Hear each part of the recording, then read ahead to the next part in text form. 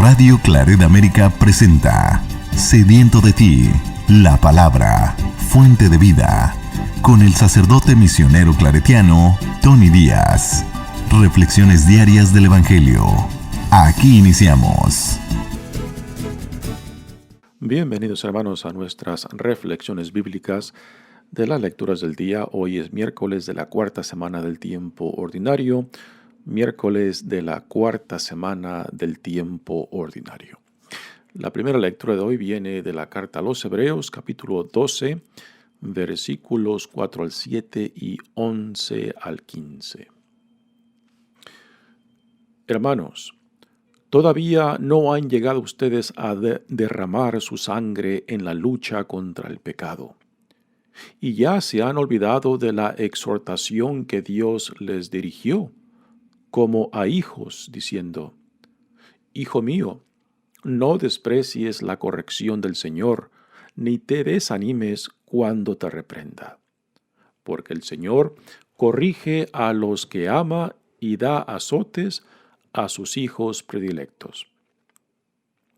Soporten pues la corrección, porque Dios los trata como a hijos. ¿Y qué padre hay que no corrija a sus hijos? Es cierto que de momento ninguna corrección nos causa alegría, sino más bien tristeza, pero después produce en los que la recibieron frutos de paz y santidad. Por eso, robustezcan sus manos cansadas y sus rodillas vacilantes. Caminen por un camino plano, para que el cojo ya no se tropiece, sino más bien se alivie. Esfuércense por estar en paz con todos y por aquella santificación sin la cual no es posible ver a Dios. Velen para que nadie se vea privado de la gracia de Dios, para que nadie sea como una planta amarga que hace daño y envenena a los demás. Palabra de Dios. El salmo responsorial es el Salmo 102 y el responsorio es: El Señor es bueno, el Señor nos ama. El Señor es bueno, el Señor nos ama. Bendice al Señor, alma mía, que todo mi ser bendiga su santo nombre. Bendice al Señor, alma mía, y no te olvides de sus beneficios. Como un padre es compasivo con sus hijos, así es compasivo el Señor con quien lo ama. Pues bien sabe Él de lo que estamos hechos, y de que somos barro, no se olvida. El amor del Señor a quien lo teme es un amor eterno, y entre aquellos que cumplen su alianza, pasa de hijos a nietos su justicia. El Señor es bueno, el Señor nos ama. El Evangelio de hoy viene de Marcos capítulo 6, versículos 1 al 6. En aquel tiempo Jesús fue a su tierra en compañía de sus discípulos. Cuando llegó el sábado, se puso a enseñar en la sinagoga, y la multitud que lo escuchaba se preguntaba con asombro: ¿Dónde aprendió este hombre tantas cosas? ¿De dónde le viene esa sabiduría y ese poder para hacer milagros? ¿Qué no es este el carpintero, el hijo de María, el hermano de Santiago, José, Judas y Simón? ¿No viven aquí entre nosotros sus hermanas? Y estaban desconcertados. Pero Jesús les dijo: Todos honran a un profeta, menos los de su tierra, sus parientes y los de su casa. Y no pudo hacer allí ningún milagro, solo curó a algunos enfermos imponiéndole las manos. y estaba extrañado de la incredulidad de aquella gente. Luego se fue a enseñar en los pueblos vecinos. Palabra del Señor. Bueno, damos comienzo ahora a la reflexión de las lecturas de hoy, y el autor de esta carta a los Hebreos hoy toca el tema del sufrimiento, que hasta ahora lo ha mencionado, pero no lo ha enfocado directamente, ¿no? Cómo hemos de encontrar aún en el sufrimiento la presencia de Dios mismo, ¿no? Y parece que a lo que está respondiendo el autor de esta carta, pues es quizás algo que la mayoría de nosotros expresamos cuando sufrimos alguna situación. Sí, también nosotros, como esta comunidad de judíos cristianos a quien se le dirige esta carta, pues tendemos a ver el sufrimiento como algo puramente negativo y que no hay nada bueno que podamos encontrar o aprender del sufrimiento, pero el autor de esta carta nos dice algo muy diferente. La comunidad de judíos y judíos cristianos a quien se le dirige esta carta, pues veían y entendían que sus sufrimientos, sus tribulaciones, pues eran un rechazo o un castigo de Dios. Y en esto, pues no somos muy diferentes de esta comunidad a quien se le dirige esta carta. Pero el autor aquí nos introduce a una cita que saca del libro de los Proverbios, capítulo 3, versículos 11 al 12, cuando dice: y ya se han olvidado de la exhortación que Dios les dirigió como a hijos, diciendo, y aquí entra la cita, dice: Hijo mío, no desprecies la corrección del Señor, ni te desanimes cuando te reprenda, porque el Señor corrige a los que ama y da azotes a sus hijos predilectos. Así que con esta cita del libro de los Proverbios, el autor de esta carta nos dice de que aún el sufrimiento, las dificultades y las tribulaciones pueden ser instrumentos de Dios para nuestro crecimiento, para nuestra maduración. Y en verdad hemos de cuestionarnos, por ejemplo, ¿cuándo es cuando en nuestras vidas vivimos más el crecimiento o la maduración? Casi siempre es por las experiencias de dificultad, las experiencias de tribulación, experiencias que nos forzan a sacar de lo más profundo recursos que Dios nos ha dado, ¿no? Cuando las cosas están bien, cuando todo marcha bien, cuando todo está en paz, pues no hay ningún esfuerzo por crecer y madurar. Es muy singular la persona que en medio de la paz, de la armonía, busque esforzarse por crecer. Casi siempre son las exigencias de la vida, casi siempre son las tribulaciones que la vida nos manda, a lo que nos forza a ir más profundo a este pozo de recursos que todos llevamos dentro, pero que quizás nunca explotamos, ¿no? Y cuando nos conformamos tan fácilmente, cuando simplemente la queremos pasar de panzazo, pues no hay un esfuerzo por crecer y que nuestras raíces pues busquen esa fuente de agua, fuente de recursos que todos tenemos, pero que si no nos esforzamos por estrecharnos, por madurar, por preguntarnos, ¿es todo lo que hay en mí o aún hay más que Dios me ha dado, ¿no? Y son verdaderamente las tribulaciones, los retos de la vida, lo que nos forza a ir más allá de la vida placentera o de lo contento que hoy en día quizás estamos pasando, ¿no? Así que el autor de esta carta dice, el sufrimiento, las tribulaciones son experiencias y oportunidades en la cual también Dios está presente, ¿no? Si no podemos imaginar que Dios también camina con nosotros, está con nosotros en las dificultades, en las tribulaciones, en el sufrimiento o aún en la tragedia misma, pues quizás entonces no lo vamos a encontrar en otros momentos.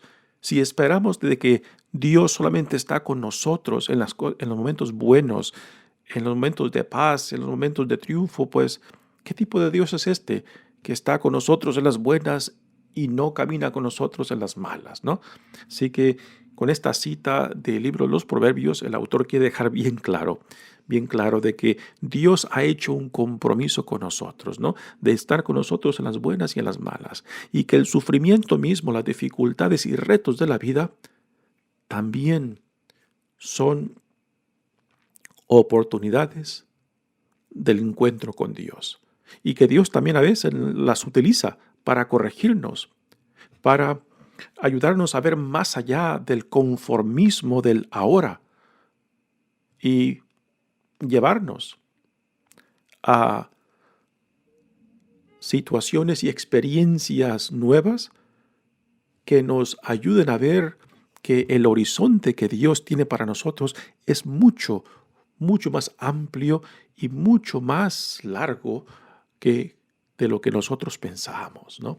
Y repito, casi siempre son las experiencias difíciles, retos, tribulaciones y a veces pues también experiencias dolorosas a los que nos ayudan a crecer y madurar. A veces Dios nos empuja y a veces nos jala y ahí vamos pataleando, renegando, ¿no?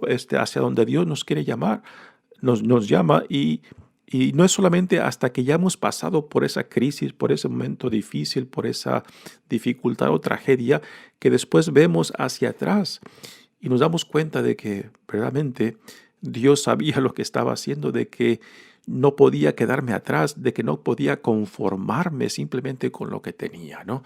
Y pues esta es la experiencia, esta es la experiencia de la vida y también la sabiduría, ¿no? Que solamente cuando ya nos hemos confiado la experiencia a la cual Dios nos llama y que nos entreguemos a aquel que nos llama, pues después de que hemos pasado por esa dificultad, por ese reto y volteándose atrás, ya entonces podemos ver sabiamente lo que Dios estaba tratando de hacer, pero que nosotros no podíamos ver, ¿no? Así que este autor de esta carta nos dice que aún el sufrimiento mismo tiene sentido, tiene un porqué, y que aunque en el momento no lo podamos ver, no lo podamos palpar, pues hemos de ver que aún las dificultades de la vida tienen su porqué y tienen su llamado al cual a veces nos forza para poder ir más allá del estar contento con lo que soy o con lo que tengo hoy en día. Después dice el autor, soporten pues la corrección porque Dios los trata como a hijos. ¿Y qué padre hay que no corrija a sus hijos, ¿no? Así que aquellos que son papás o mamás saben la experiencia, ¿no? De que la inmadurez de los hijos e hijas pues tiene que ser guiada, ¿no? A veces con mano fuerte, a veces con mano compasiva, a veces pues jaloneando y forzando cuando los hijos e hijas no pueden ver claro y solamente que después de que ya han pasado pues pueden aceptar la sabiduría, la corrección y la enseñanza de sus padres, ¿no? Continúa la carta diciendo, es cierto que de momento ninguna corrección nos causa alegría. En el momento que estamos pasando la dificultad, la oscuridad, la corrección o el dolor mismo, pues no podemos ver claramente, ¿no? Es ahí donde la gracia de Dios por medio de cómo Dios nos las presente, ya sea por medio de amigos, amistades o de gente que se preste para darnos la mano, para acompañarnos, para decirnos no desesperes, ¿no? Es así como Dios se hace presente y nos recuerda de que confiemos a lo que Dios nos llama. Dice, pero después produce en los que la recibieron frutos de paz y santidad. Aquí hace referencia a la experiencia después de que uno ya ha pasado por la dificultad y las tribulaciones, y ya viendo hacia atrás se da cuenta, wow, cuando estaba en medio de todo esto no podía ver claro, ahora ya veo. Después de pasar de esta experiencia, de esta dificultad, ahora ya puedo ver lo que he crecido, lo que he madurado, lo que Dios me ha dado, ¿no? Que antes no podía ver.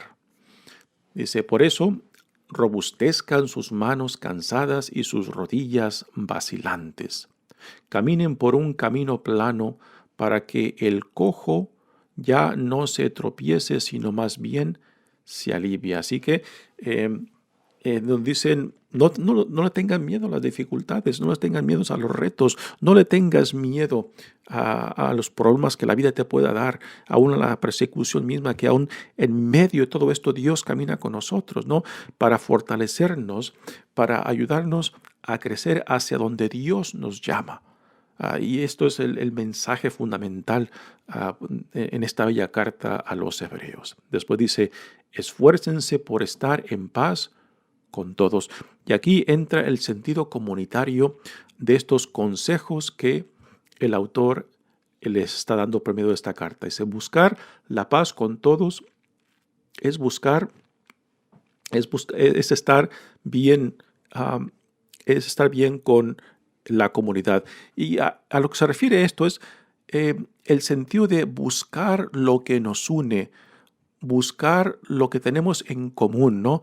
Porque la tendencia nuestra es buscar lo que nos divide, es buscar lo que nos distingue o lo que nos separa, ¿no? Y cuando emprendemos una relación, una comunicación o una comunidad con estas tendencias a buscar lo que nos divide y lo que nos separa, pues no vamos a llegar a un sentido de solidaridad y de comunidad. Vamos a crear divisiones, vamos a crear separaciones. Y aquí el autor dice, no, el buscar la paz, el vivir en paz con otros, es buscar lo que nos une, lo que tenemos en común, lo que nos puede atraer para formar familia, para crear comunidad, para entrar en solidaridad, ¿no? Es un punto muy importante. Después dice, porque esto de la paz es lo que nos puede llevar a ver a Dios, ¿no? Y también esto es algo que se cultiva. Aquí entra lo de las bienaventuranzas. Benditos los que buscan la paz, porque son hijos e hijas de Dios. Para poder percibir la presencia de Dios se requiere cultivar ese corazón, esa alma, esa actitud de que no hay espacio, de que no hay tiempo donde Dios no está presente, ¿no? Y esto es algo que se cultiva, no es algo que nos cae del cielo. Y para poder, pues, percibir la presencia de Dios que camina siempre en nosotros, se requiere una alma en paz. Se requiere esa serenidad que solamente Dios nos da por medio de su Espíritu.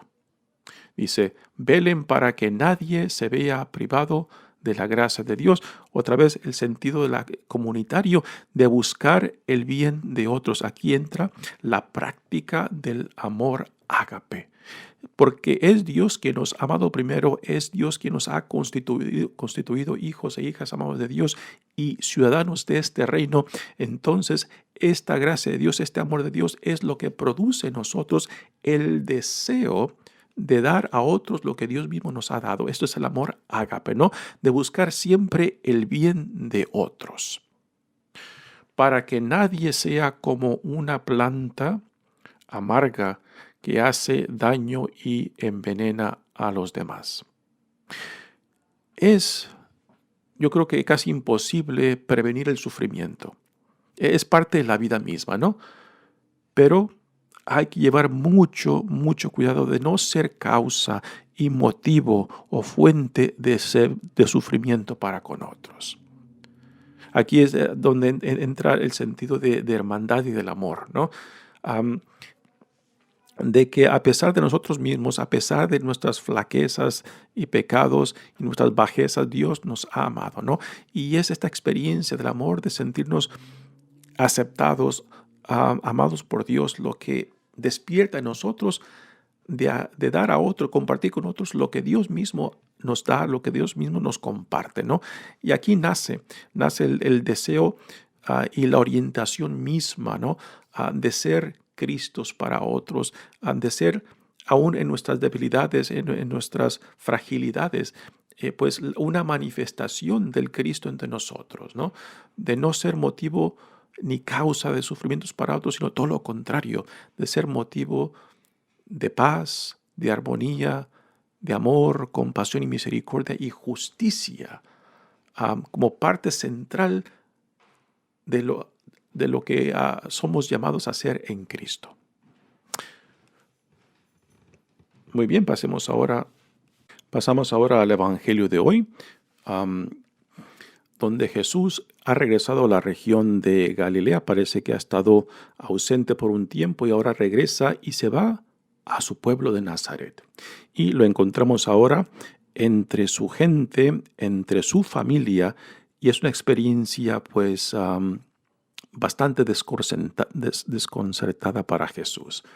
Una experiencia un poco agria por la actitud y cerrazón de corazón y la incredulidad de la gente para con él. Dice, en aquel tiempo Jesús fue a su tierra en compañía de sus discípulos. Cuando llegó el sábado, se puso a enseñar en la sinagoga. Una pregunta muy obvia es, ¿por qué Jesús va a la sinagoga, ¿no? Y la respuesta pues tiene varios elementos, ¿no? Jesús va a la sinagoga porque es un buen judío, ¿no? Y semanalmente los hombres, particularmente los hombres judíos, se reúnen en las sinagogas para compartir la lectura de la palabra de Dios y después para reflexionar. Esto es parte de la vida común de todo judío, particularmente los hombres. Y también Jesús va a la sinagoga porque sabe que en cualquier pueblo que vaya y hay una sinagoga, sabe que el sábado encontrará una audiencia dispuesta para escucharlo, ¿no? Así que no tiene que ir en alguna esquina y empezar a predicar abiertamente y sabrá Dios quién vendrá a él. En una sinagoga ya sabe que tiene una audiencia dispuesta para escucharlo, ¿no? Y también Jesús va a las sinagogas porque por tradición, cuando un visitante a esa sinagoga llega, pues se le invita para que sea el lector y también para que comparta alguna palabra pues de enseñanza, de fe. Y esto Jesús se aprovecha de esta situación. Y también Jesús va a la sinagoga porque fue mandado por Dios para el pueblo de Israel, aunque tampoco estaba cerrado a los no judíos. Tenemos en los evangelios muchos ejemplos donde Jesús se deja que permite que no judíos se acerquen a él, ¿no? Y en esto Jesús no se cierra. O sea, no se cierra la presencia del Espíritu de Dios que también está presente y manifestado en ellos, ¿no? Y ahora viene la reacción de la gente, ¿no? Particularmente dentro de la sinagoga. Y dicen, y la multitud que lo escuchaba se preguntaba con asombro. Así que están asombrados. ¿Dónde aprendió este hombre tantas cosas? ¿De dónde le viene esta sabiduría y ese poder para hacer milagros? Así que están asombrados porque piensan que conocen a Jesús. Porque lo vieron crecer, pero no tienen ninguna noción de la vida interior de Jesús. Así que están asombrados por de lo que habla, del contenido. Y también están asombrados por la autoridad con la cual Jesús predica, con la seguridad que ya en los otros evangelios también nos dicen de que es una autoridad y seguridad de sí mismo que aún sus propios líderes, los fariseos o maestros de la ley, no manifiestan. Jesús habla con una autoridad y seguridad que nace de su relación de intimidad y confianza con Dios Padre, ¿no? Que es algo que ellos no conocen. Después dicen ellos, ¿de dónde le viene esta sabiduría y ese poder para hacer milagros? ¿Qué no es este el carpintero, el hijo de María, el hermano de Santiago, José, Judas y Simón? ¿No viven aquí entre nosotros sus hermanas? Y estaban desconcertados. Así que a Jesús lo reducen a lo que ellos piensan de él mismo. Así que esta actitud que la audiencia en la sinagoga reflejan sobre Jesús es algo que también está en nosotros muy comúnmente. ¿Cuántos de nosotros no reducimos a otros a lo que pensamos que ellos son? Y esto es un precursor para que después justificar cómo los tratamos, ¿no? El reducir a otros a lo que yo pienso de ellos, a lo que yo pienso que son solamente, es una travestía, es un tremendo pecado, porque estoy reduciendo la totalidad de esa persona a lo que yo pienso de ellos, a lo que ya he concluido que son. Y aunque sean algo diferente a lo que yo pienso que son, pues no lo voy a ver, no lo voy a entender, no lo voy a apreciar, no lo voy a aceptar, porque solamente veo y acepto lo que yo pienso, lo que yo he concluido que ellos son, ¿no? Y esto es lo que esta audiencia en la sinagoga pues está haciendo en torno a Jesús. Aquí encaja muy bien el dicho en inglés, dice familiarity breeds contempt, que se puede traducir la familiaridad genera desprecio. A Jesús lo desprecian, lo rechazan porque piensan que lo conocen, y el conocimiento de ellos es simple y solamente lo que ellos piensan de Él, sin tener ninguna idea de la vida interior de Jesús, de su relación con Dios Padre. Y repito, esto es algo que también muchos de nosotros sufrimos, cuando reducimos a otros a lo que pensamos de ellos. Así que la gente se queda asombrada y empieza a dudar acerca de Jesús. Y repito, porque piensan que lo conocen cuando no saben nada de Él. Y aquí viene la reacción de Jesús a esta incredulidad de ellos. Dice, pero Jesús les dijo, todos honran a un profeta, menos a los de su tierra, sus parientes y los de su casa. Palabras fuertes. Pero pongamos atención a la dureza de estas palabras, no solamente en torno a su audiencia en la sinagoga, sino también a lo que se refiere a sus parientes y familias, que en el Evangelio de Marcos tampoco parecen entender a Jesús. Ya en el capítulo 3, versículo 21, se nos dice de que la familia de Jesús, cuando lo van a buscar, van en busca de él porque piensan que se ha vuelto loco, ¿no? Y que quizás les va a causar problemas a ellos, y de que quizás va a empezar a traer la atención de los líderes, y que si lo empiezan a perseguir, pues también esa persecución va a recaer sobre ellos, ¿no? Así que la familia misma de Jesús no lo entiende. Y aquí unos preguntas, bueno, ¿y en esto también entra María, de que no lo entendía?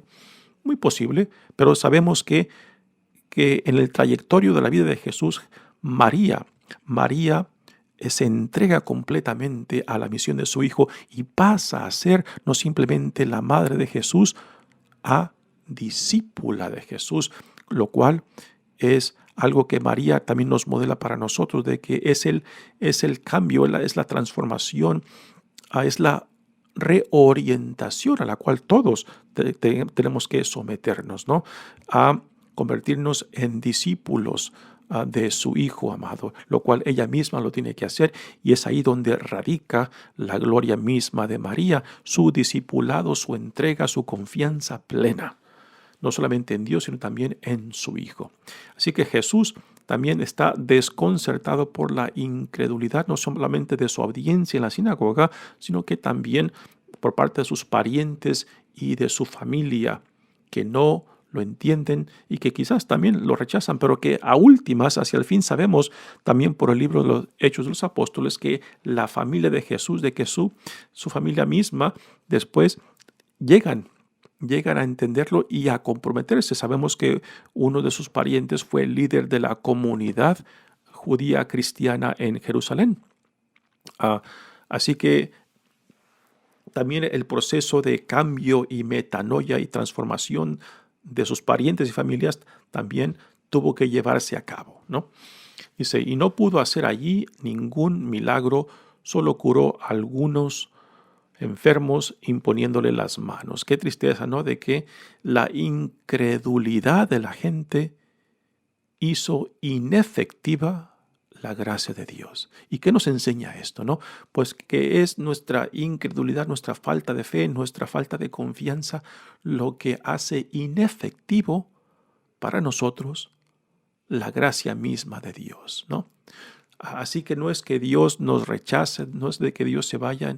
A veces lo que ocurre, y más comúnmente lo que ocurre, es de que somos nosotros los que creamos ese mismo obstáculo, cerramos esa misma puerta que Dios quiere abrir, pero que no estamos dispuestos a despojarnos, a deshacernos de aquello precisamente que nos separa, que nos impide recibir, escuchar, aceptar e identificarnos con lo que Dios nos da y la vida a la cual Él nos llama.